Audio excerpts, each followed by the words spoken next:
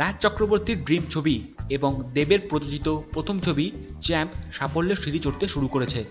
এরই মধ্যে চ্যাম্পের মোট বক্স অফিস কালেকশন 2 কোটি ছুঁই।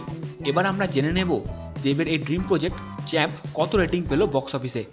সূত্রের খবর অনুযায়ী চ্যাম্পের ক্রাইটিক্স রেটিং 5-এর মধ্যে 3.5 এবং অ্যাভারেজ রিডার্স রেটিং 5-এর মধ্যে 4.2। রেটিং দেখলেই আপনারা আন্দাজ করতে পারবেন যে দেব সত্যিই সবার চ্যাম্প হয়ে দেখিয়েছেন। কিন্তু এর কৃতিত্ব শুধু দেবের একার নয়, চ্যাম্পের পুরো টিম এবং শিবাজির সাহস জয়া অর্থাৎ রুক্মিণীরও। তো বন্ধুরা, দেবের চ্যাম্প ছবিটিকে 5-এর মধ্যে আপনি কতটা রেটিং দেবেন জানিয়ে দিন আমাদের কমেন্ট করে।